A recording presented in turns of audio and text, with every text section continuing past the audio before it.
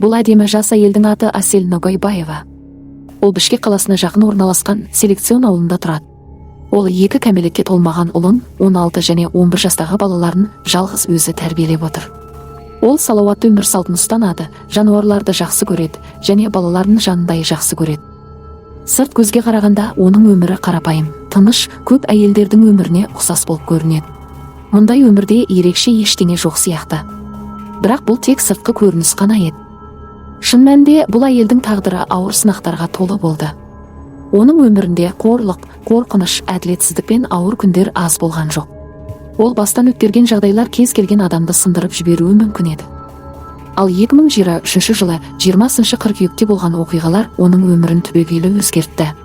Сол күннен бастап оның өмірі 2-ге бөлінді: бұрынғы өмір және одан кейінгі өмір. Бұл күн оның тағдырындағы ең қаралы күндердің бірі болды. 20 қыркүйек күні таңертең ерте Аселдің үлкен ұлы мектепке жиналып үйден шықты. Анасы оны әдеттегідей лифтке дейін шығарып салды. Бұл күн сайын қайталанатын қарапайым әрекет еді. Бәрі қалыпты сияқты көрінді. Ұлы лифтке отырып төмен түскен соң, Асел қайтадан пәтеріне кіріп кіші баласына қарай барды. Ол есікті жауып үлгермеді. Дәл сол сәтте есікке қатты соққы берілді. Біреу есікті күшпен ашуға тырысты. Бұл күтпеген жағдай еді. Есік ашылған сәтте оның бұрынғы күйеуі көрінді. Ол ешқандай рұқсатсыз пәтерге басып кірді. Оның әрекеті дөрекі әрі агрессивті болды. Ол ұлына есікті кілтпен жауып қоюды бұйырды. Бала қорқып қалғанымен не істерін білмеді. Сол сәтте ол Аселге қарай ұмтылып, оны тұншықтыра бастады. Барлығы өте жылдам болды. Әйел өзін қорғауға да үлгермеді. Бұл қорқынышты оқиғаның басы ғана еді. Асель Ногайбаева мен Азамат Естебесов 2007 жылы үйленген. Бұл олардың алғашқы некесі болатын. Бастапқыда олардың өмірі қалыпты және бақытты сияқты көрінді. Жас отбасы болашаққа жоспар құрды, бәрі жақсы болады деп сенді. Бірақ уақыт өте келе жағдай өзгере бастады. Асель ұл туғаннан кейін Азаматтың мінез құлқы өзгере бастады. Ол әйеліне қол көтере бастады. Бұл бір рет болған жағдай емес еді, ол жүйелі түрде қайталанып отырды. Себеп әрдайым табылатын. Тамақ дұрыс дайындалмаған, бір сөз дұрыс айтылмаған, бір қарағаны ұнамаған. Кез келген ұсақ нәрсе үлкен жанжалға айналатын. Бұл жағдай біртіндеп қалыпты нәрсеге айналып кетті. Сол кезде олар Токмак қаласында тұрған. 2008 жылдан бастап Асель бірнеше рет полицияға барып, күйеуінің оны ұрып соққаны туралы шағым түсірген. Ол көмек сұрады. Ол қорғау сұрады. Ол әділдік сұрады. Бірақ оның сөздерін ешкім тыңдамады. Полиция ешқандай нақты әрекет жасамады. Оның шағымдары назардан тыс қалды. Әр жолы ол жалғыз қалды. Оның қорқынышы, оның көз жасы, оның ауыр жағдайы ешкім үшін маңызды болмады. Уақыт өте келе Асель мен Азамат Селекцион ауылына көшті. Бұл жаңа бастама болуы керек еді. Жаңа жер, жаңа өмір, жаңа мүмкіндік. Сол жерде олардың екінші баласы дүниеге келді. Бұл оқиға Асель үшін үміттің белгісі болды. Ол күйеуі өзгереді деп сенді. Балалар үшін, отбасы үшін бәрі түзелер деп ойлады. Бірақ бұл үміт ақталмады.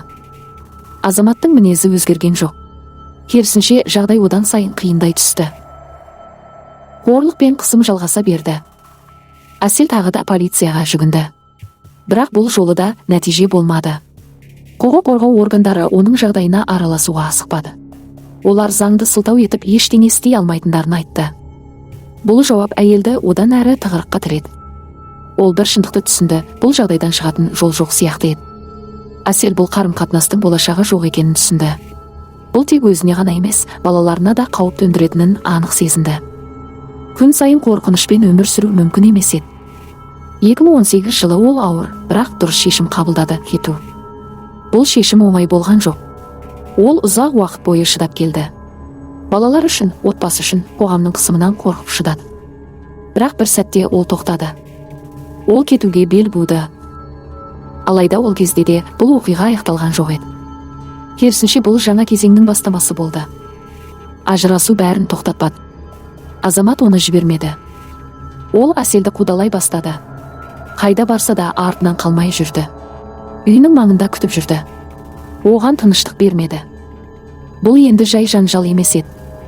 Бұл нағыз психологиялық қысым болды. Асель өзін қауіпсіз сезінбеді. Ол қайда барса да қорқынышпен жүрді. Бұл оның күнделікті өміріне айналды. Асел балалармен бірге анасының үйінде тұрды. Оның анасы тігінші болып жұмыс істеді. Үлкен отбасыға ақша жетіспеді. Өмір ауыр болды. Асел жақсы ана болды. Ол балаларына ең жақсысын бергісі келді. Ол олардың ештеңеден таршылық көрмегенін қалады. Бірақ шындық басқа еді. Ақша жетпеді. Мүмкіндіктер шектеулі болды. Сондықтан ол шешім қабылдады. Ол ақша табуы керек еді. 2018 жылы Асел Италияға кетті. Бұл оңай шешім емес еді. Ол балаларын уақытша қалдырып, басқа елге кетуге мәжбүр болды. Онда ол өте ауыр жұмыс істеді. Демалыссыз жұмыс істеді. Өте аз ұйықтады. Бір уақытта бірнеше жұмысты қатар атқарды. Ол қарт адамдарға қарады. Тазалықшы болып жұмыс істеді. Кафеде жұмыс істеді. Иттерді серуендетті. Бұл оңай өмір емес еді. Бірақ ол шыдады. Өйткені оның мақсаты болды. Балалар үшін. 4 жылдан кейін Асел еліне оралды. Бұл жаңа бастама болуы керек еді. Өзінің адал еңбегімен тапқан ақшасына ол селекцион ауылынан бір бөлмелі пәтер сатып алды. Балалармен бірге жаңа өмір бастады. Бірақ бұл тыныш өмір ұзаққа созылмады. Асел елге оралғаннан кейін көп ұзамай, оның бұрынғы күйеуі бұл туралы білді. Осы сәттен бастап оның өмірінде қайтадан қорқыныш басталды. Азамат оны қайтадан қудалай бастады. Ол үйінің маңында күтіп жүрді. Көшеде жолын тосатын болды. Қайда барса да көзінен таса қылмады. Бұл тек кездейсоқ кездесулер емес еді. Бұл әдейі жасалған қысым болатын. Күн сайын Асел жүздеген қоңырау мен хабарламалар алатын болды. Ол хабарламалардың бәрі қорқытуға толы еді. Ол әйелдің өмірін улады. Асел тағы да полицияға жүгінді. Бірнеше рет. Әр жолы үмітпен барды. Бірақ нәтиже өзгермеді. Оны ұстап қайтадан босатып жіберетін. Барлығы қайтадан қайталанып отырды. Асел мен оның туыстары құқық қорғау органдарына қайта барды. Ол ашық айтты: егер ештеңе істемесеңдер, ол мені өлтіреді деді. Бірақ жауап әрдайым бірдей болды: өлтірсе, содан кейін кел. Бұл сөздер оның тағдырында ең ауыр сөздердің біріне айналды. Көп ұзамай қорқытулар шындыққа айналды. 2022 жылдың соңында азамат Аселді зорлады. Оны ұстады. Бірақ көп ұзамай босатып жіберді. Жәбірленуші тарап оның туыстары пара берді деп күмәнданды. Себебі мұндай ауыр қылмыстан кейін оны босату түсініксіз жағдай еді. Біраз уақыт өткен соң Асел тағы да полицияға жүгінді. Бұл жолы ол бұрынғы күйеуінің тағы да зорлауға әрекет жасағанын және тонау болғанын айтты. Оны тағы да ұстады. Бірақ тағы да босатты. Кейін белгілі болды, сот алдында оның туыстары Аселге қысым жасаған. Олар оны алдады. Оған ер адамның балалардан бас тартатынын айтты. Егер арызды қайтарып алса, бәрі бітеді деді. Асел балалармен бірге елден кетуді армандады. Барлық қорқыныштан қашқысы келді. Сол себепті ол сеніп қалды. Нәтижесінде іс тоқтатылды. Бірақ бұл шешім оның өміріндегі ең ауыр қателіктердің бірі болды. Көп ұзамай шындық ашылды. Барлық уәделер бос сөз болды. Азамат бостандыққа шыққаннан кейін қудалау қайта басталды. 31 қаңтар күні ол тағы да Аселдің пәтеріне кірді. Және сол сұмдық тағы да қайталанды. Бұл жолы Асел нақты шешім қабылдады. Бұл енді тоқтауы керек еді. Бұл адам жазасын алуы керек еді. Ол ешқандай уәде мен сөзге сенбейтін болды. Асел тағы да полицияға жүгінді. Бірақ бұл адам заңнан қорықпайтын сияқты еді. Ол өзін толық еркін сезінді. Сотқа дейін бірнеше күн қалғанда ол тағы да әйелді аңдып қатты ұрып соқты. Асел қайтадан медициналық тексеруден өтті. Қайтадан полицияға барды. Сот өтті. Оған жаза берілді. Бірақ бұл жаза жеткіліксіз болды. Сот азаматқа 5 жыл бас бостандығынан айыру жазасын берді. Бірақ кейін судья оның 2 баласы бар екенін, сондай-ақ көзі көрмейтін қарт анасы бар екенін ескерді. Сол себепті жаза жеңілдетілді. Оған небәрі 3 жыл пробация берілді. Бұл шешім Асел үшін соққы болды. Ол мұнымен келіспеді. Ол апелляцияға жүгінді. Бірақ сот отырыстары қайта кейінге қалдырылды. Себептер әртүрлі болды. Бірақ нәтиже бірдей, уақыт жоғалды. Ал уақыт бұл жағдайда ең қауіпті нәрсе еді. 2023 жылдың 20 қыркүйегі. Бұл күн оның өмірін түбегейлі өзгертті. Таңертең ерте бәрі қайтадан басталды. Бұрынғы күйеуі тағы да оның пәтеріне кірді. Бұл жолы оның әрекеті адам сенгісіз қатыгездікке толы болды. Көрші әйел қабырға арқылы қатты дыбыстарды естіді. Айқай, тарсыл, жанжал. Ол бірден түсінді, бұл тағы да сол адам. Ол бірден полиция мен жедел жәрдем шақырды. Полиция тез келді. Есікті ашу қиын болған жоқ. Себебі бала есікті жауып үлгермеген еді. Бұл Аселдің өмірін сақтап қалған сәт болды. Полиция пәтерге кіргенде көз алдарына сұмдық көрініс ашылды. Барлық жерде қан болды. Асел ауыр жағдайда жатты. Азаматтың қолында пышақ болды. Ол бірден ұсталды. Сол күні таңертең Аселдің анасына видео қоңырау келді. Экранда мұрны мен құлағы жоқ адам көрінді. Бұл оның қызы еді. Бұл көріністі анасы өмір бойы ұмытпайды. Аселді ауруханаға жеткізген кезде дәрігерлер бірден түсінді, жағдай өте ауыр. Ол ес-түссіз болды. Денесі қанға боялған. Киімдері жыртылған. Қан жоғалту өте көп болды. Дәрігерлердің айтуынша тағы аз ғана уақыт кешіккенде оны құтқару мүмкін болмас еді. Оның құлақ қалқандары толық кесілген. Мұрны қатты зақымданған. Бетінде терең жаралар. Мойнында пышақ іздері. Кейбір жаралар соншалықты терең еді. Тіпті сүйек көрініп тұрған. Бұл жай шабуыл емес еді. Бұл адамға жасалған қатыгез азаптау еді. Операция шұғыл түрде басталды. Бір емес, бірнеше хирург бірден іске кірісті.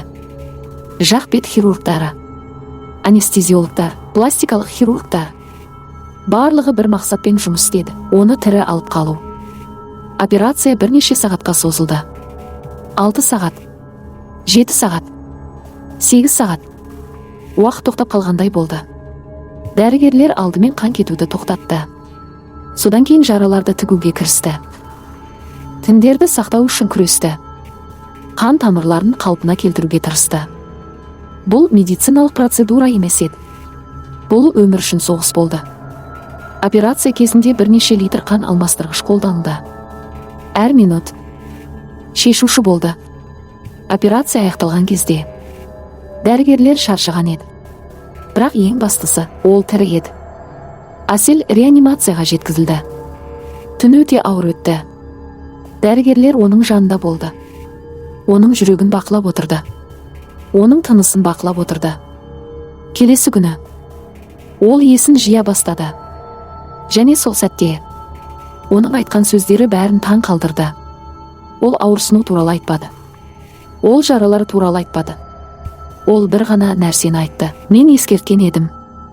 Ол судьядан жалбарынғанын айтты. Оны босатпауын өтінгенін айтты. Ол қорыққанын айтты. Ол бәрін алдын ала сезгенін айтты. Ол жүздеген қоңыраулар алғанын айтты. Жүздеген қорқытулар алғанын айтты. Бірақ ешкім тыңдамаған. Ешкім тоқтатпаған. Және сол үшін ол осындай күйге түсті. Бұл оқиға елді дүр сілкіндірді. Бұл жай ғана бір әйелдің оқиғасы емес еді. Бұл жүйенің сәтсіздігі еді. Бұл үнсіздіктің салдары еді. Адамдар ашуланды. Адамдар сұрақ қоя бастады. Неге? Неге ол бірнеше рет көмек сұрады, бірақ ешкім әрекет етпеді? Неге полиция шара қолданбады?